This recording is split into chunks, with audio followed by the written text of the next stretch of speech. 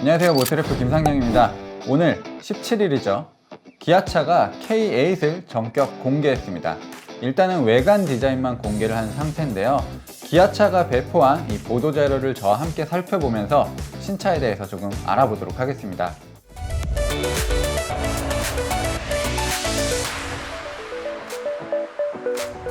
네, 자동차 회사뿐만 아니라 모든 기업들이 언론사들에게 보도자료라는 것을 배포합니다.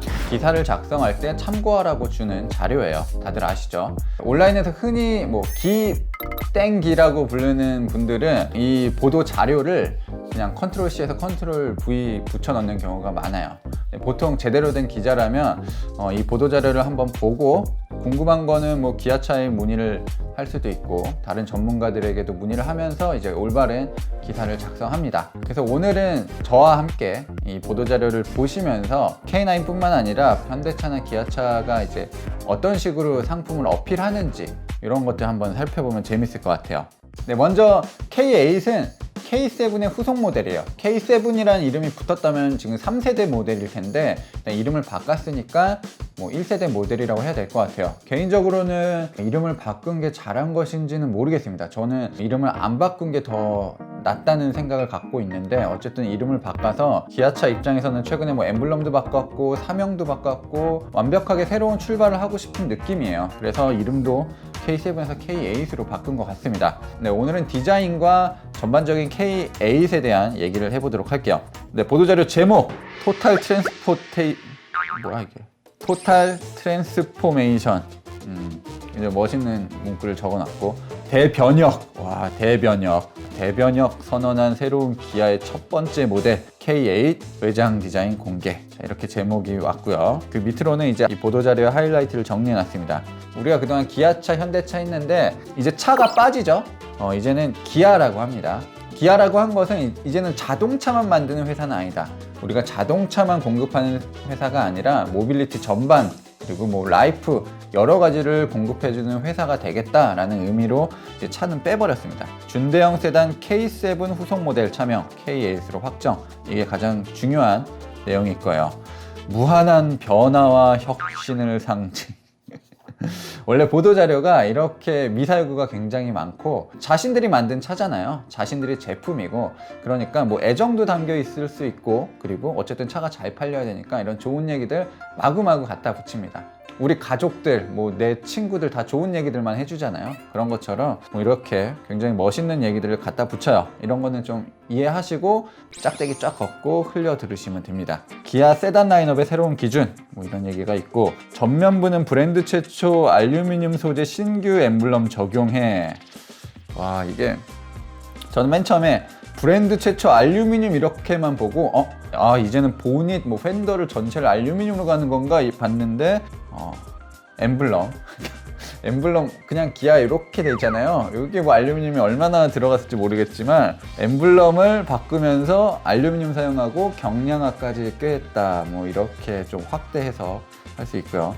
보석 같은 그릴은 빛의 움직임 구현하고 별물이 닮은 주간주행 등은 신비로움 더해. 이 얘기는 잠시 후에 다시 해보고요.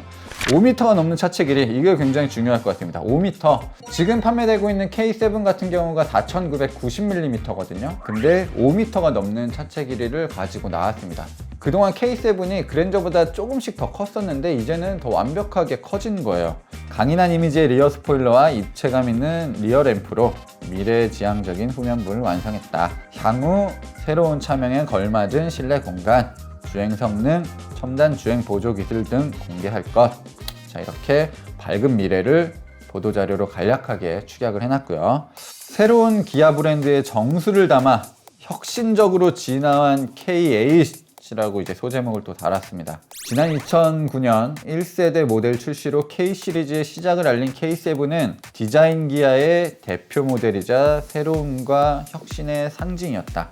K7이 어떻게 보면 피터 슈라이어 디자이너가 기아차로 넘어오고 본격적으로 자신의 활동을 한 첫 번째 모델이기도 하고요. 그동안은 이제 개별적인 이름이 있었지만 이 K7부터 K7, K5, K3, K9 이런 식으로 K 시리즈가 탄생한 건 맞습니다. 그래서 시초잖아요. K 시리즈의 시초인데 그리고 뭐 50만 대 판매되고 기아의 입지를 강화하고 기아차에게 엄청난 중요한 모델이라고 포장을 하고 있는데 이름을 바꿨어요. 저는 이게 좀 이해가 안 되거든요. 굉장히 중요한 시초잖아요.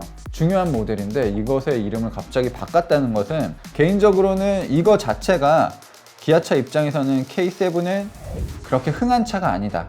이렇게 훌륭한 자동차, 중요한 자동차의 이름을 바꾼다는 것은 어떻게 보면 기아차 스스로, 기아차 내부적으로 K7은 성공한 차가 아니다라는 결론을 내렸을 수도 있는 거예요.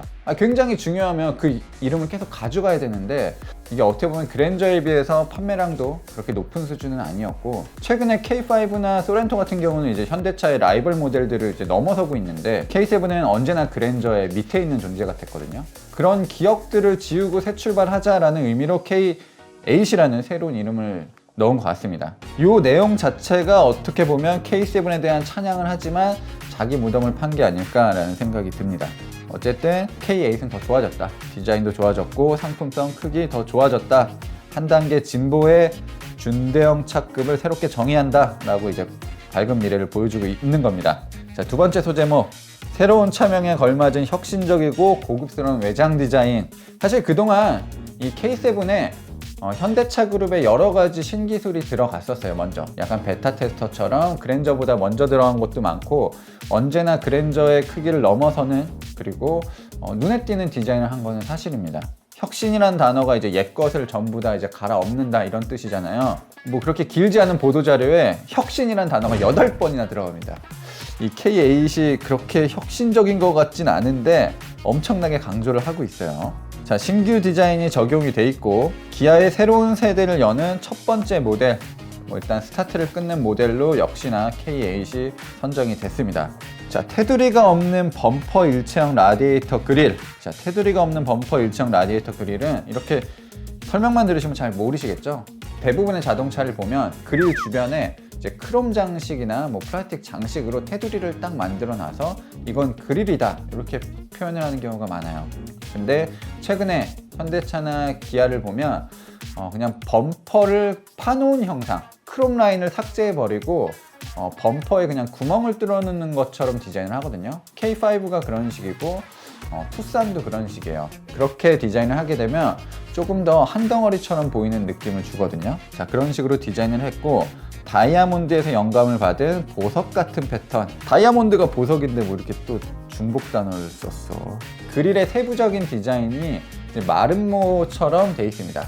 현대차는 삼각형, 기아차는 마름모 뭐 이런 식으로 가는 것 같아요. 이렇게 마름모가 차체 곡선에 맞게끔 좀 디자인을 다르게 하면서 움직이는 모습을 형상화한 것 같습니다. 그리고 라디에이터 그릴 옆쪽으로는 주간주행등이 붙었어요. 보통 주간주행등을 헤드램프와 일체화시키는 경우가 많아요. K5도 그런 식으로 디자인이 되어 있는데 지금 주간주행등과 방향지승의 역할을 하는 이 램프를 별도로 마련을 해놨습니다. 그리고 이것도 다이아몬드 패턴으로 적용이 되어 있고 이걸 가리켜서 스타클라우드 라이팅이라는 멋있는 이름을 붙여놨습니다.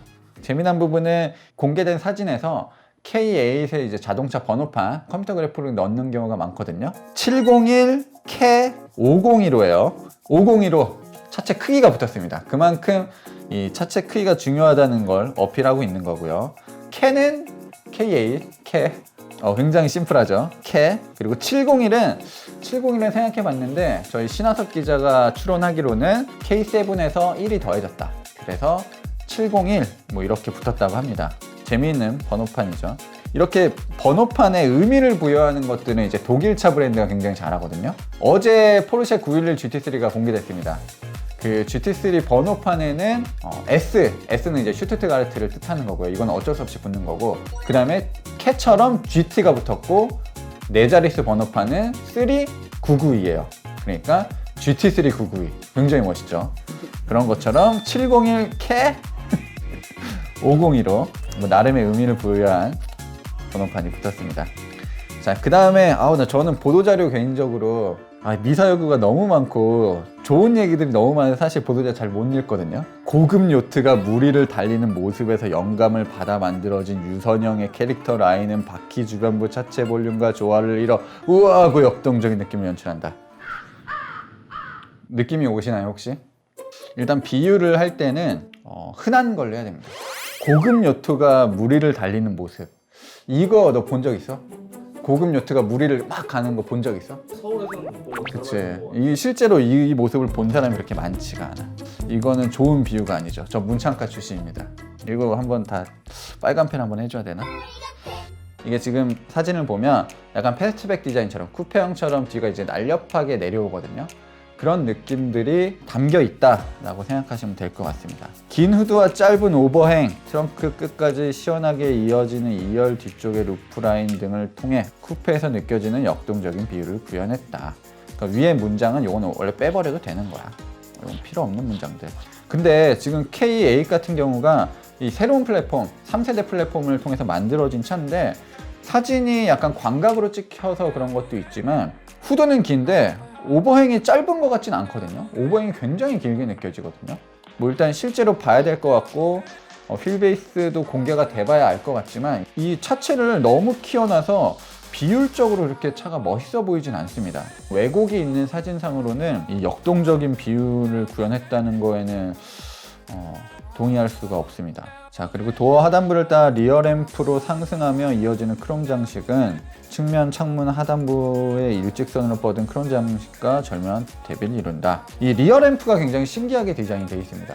요즘 기아차가 뭐 K5 때도 그랬지만 헤드램프, 뭐 테일램프 형상을 좀 기하학적으로 만들어요. 그래서 이 K8 같은 경우도 리어 램프 형상이 남다르긴 합니다. 좌우 리어 램프와 이를 연결해주는 그래픽으로 구성된 리어 램프 클러스터는 여기도 써있네. 기하학적 조형으로 넓은 차체 폭을 강조하며 K8만의 독특하고 미래적인 모습을 완성한다. 이 얘기는 뭐 설득력이 있는 것 같아요. 그리고 제가 자료를 찾아보면서 유튜브를 좀 봤더니 요즘 그 예상도 그리시는 분들 굉장히 많잖아요. 근데 이분들이 이 실차 사진과 거의 똑같아요. 그러니까 그분들이 뭐 실제 차를 봤을 수도 있겠지만 거의 대부분 이제 스파이샷을 토대로 이 렌더링을 하실 텐데 정말로 똑같습니다.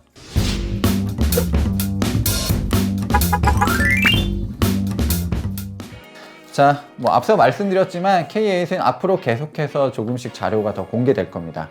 그러니까 저희가 확정되는 자료들 그리고 취합하는 이런 여러 가지 내용들 말씀드리는 시간 갖도록 하고요. 일단 K8 같은 경우는 여기 파워트레인 얘기는 없지만 일단 환경부 인증 받은 부분이 있습니다. 그래서 2.5L 스마트 스트림 엔진 그리고 3.5L 스마트 스트림 엔진 그리고 여기에 기존에는 3.0L LPG 엔진이 있었는데 이제는 배기량이 조금 높아졌습니다. 그래서 3.5L LPG 엔진이에요. 전 개인적으로 LPG 직분사 터보 엔진이 들어가지 않을까도 조심스럽게 생각해 봤는데 그건 아닌 것 같아요. 그냥 기존의 LPG 엔진에서 배기량만 조금 높여놓은 것 같고 그리고 재미난 부분이 이거는 프로토타입 모델들에서도 테스트카에서도 조금 밝혀졌었던 내용이기도 한데 1.6L 가솔린 하이브리드가 적용이 됩니다. 이게 곧바로 판매를 시작할지 아니면 조금 텀을 두고 나올지는 모르겠지만 준대형 세단에도 1.6 하이브리드가 적용이 됩니다. 소렌토 정도의 크기와 무게를 가진 SUV에서도 이 1.6 하이브리드 모델이 굉장히 제성능을 발휘하고 효율도 좋거든요. 그래서 K8에도 아마 이 하이브리드 모델이 판매가 될 것 같습니다. 자, 앞으로 들어오는 정보들 또 빠르게 알려드리도록 하고요. 뭐 이렇게 보도자료 읽는 거 혹시 재밌으셨으면 다음에도 신차 소개할 때는 이런 식으로 브랜드의 입장을 좀 들려드리고 또 제 입장도 여기에 덧붙이는 시간을 갖도록 하겠습니다.